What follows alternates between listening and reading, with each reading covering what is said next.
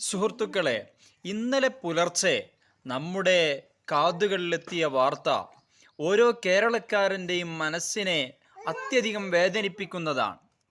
മക്കൾ തൃശ്ശൂരിലെ അവരുടെ സ്വന്തം വീട്ടിൽ കിടന്നുറങ്ങുമ്പോൾ ആ കട്ടിലിലെ തലയണയുടെ അടിയിൽ നിന്നും കേവലം ഒരടി മാത്രം നീളമുള്ള ആ വളർപ്പൻ എന്ന് പറയുന്ന, നിങ്ങളുടെ നാട്ടിൽ എന്താണ് പറയുക എന്നറിയില്ല, ഞങ്ങളുടെ നാട്ടിൽ വളർപ്പൻ എന്ന് പറയുന്ന വെള്ളിക്കെട്ടൻ കടിച്ച് ആ രണ്ട് പിഞ്ചു മക്കളിൽ ഒരാൾ മരിക്കുകയും ഒരാൾ അത്യാസന്ന നിലയിൽ ഹോസ്പിറ്റലിൽ തുടരുകയും ചെയ്യുന്ന വാർത്തയാണ് ഇന്ന് നമുക്ക് അറിയാൻ കഴിഞ്ഞത്, രാവിലെ തന്നെ കേൾക്കാൻ കഴിഞ്ഞത്.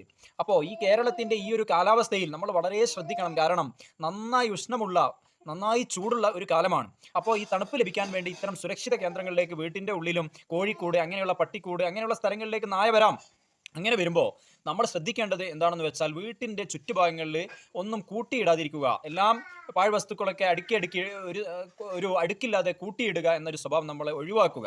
കൂടാതെ വെള്ളം കെട്ടി നിൽക്കുന്ന ഒരവസ്ഥ, അത് അവകൾക്ക് വെള്ളം കുടിക്കാൻ വേണ്ടി ഉഷ്ണകാലത്ത് നന്നായി ദാഹിക്കുന്ന ഈ സമയത്ത് അതിന് വെള്ളം കുടിക്കാനുള്ള അവസരം നമ്മൾ തന്നെ ഉണ്ടാക്കി കൊടുക്കാതിരിക്കുക. മറ്റൊന്ന്, ഇങ്ങനെ വല്ല സിംറ്റംസും വന്നു കഴിഞ്ഞാൽ, ഛർദി, വോമിറ്റ് ചെയ്യാനുള്ള ഒരു അവസ്ഥ, അതുപോലെ വയറിന് ഇഷ്യൂസ് അങ്ങനെയൊക്കെ വന്നു കഴിഞ്ഞാൽ എന്ത് ചെയ്യണം? നമ്മൾ ഉടനെ ഹോസ്പിറ്റലിൽ പോകാൻ ശ്രമിക്കുക പരമാവധി. പിന്നെ മറ്റൊരു കാര്യം പറയാനുള്ളത്, ഈ നമ്മുടെ നാട്ടിലൊരു തെറ്റായ ഒരു പ്രവണതയുണ്ട്.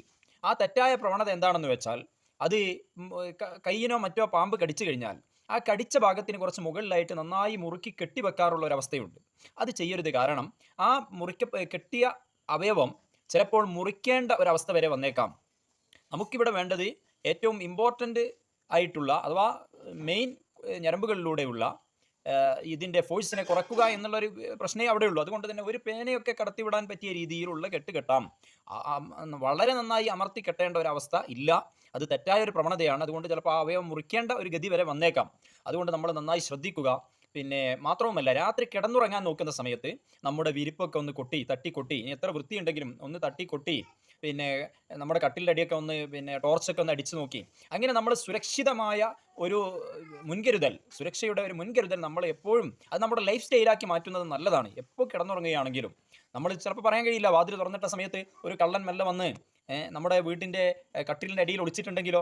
അപ്പോൾ നമ്മൾ എല്ലാ ദിവസവും നമ്മളിത് ചെയ്യുമ്പോൾ കട്ടിലിൻ്റെ അടിയൊക്കെ ഒന്ന് ടോർച്ചൊക്കെ അടിച്ചു നോക്കി, അങ്ങനെ ഒന്നുമില്ല എന്ന് ഉറപ്പ് വരുത്തി, അങ്ങനെ പരമാവധി അത് നമ്മുടെ ഒരു ലൈഫ് സ്റ്റൈലാക്കി മാറ്റുന്നത് ജീവിതത്തിൽ വളരെ നന്നായിരിക്കും. പ്രത്യേകിച്ച് ഇനിയുള്ള സമയങ്ങളിലൊക്കെ നന്നായി ശ്രദ്ധിക്കണം. പുറത്ത് മഴ പെയ്താൽ പോലും, ഈ മഴ പെയ്യുമ്പോൾ ഭൂമിക്ക് ഒരു കുമുറുക എന്ന് പറയുന്ന ഒരു അവസ്ഥയുണ്ട്.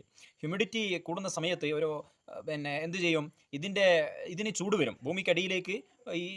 ഇവക്ക് ചൂട് വരും. കാരണം ഈ വേനൽക്കാല മഴ നന്നായി ഭൂമിയിലേക്ക് ഇറങ്ങിക്കൊള്ളണമെന്നില്ല. അതുകൊണ്ട് തന്നെ ഭൂമിൻ്റെ ഉള്ളിലേക്ക് ചൂട് വരുമ്പോൾ ഇഴജന്തുക്കൾ പുറത്തു വന്ന് എന്ത് ചെയ്യാം, അവകൾ പിന്നെ മറ്റു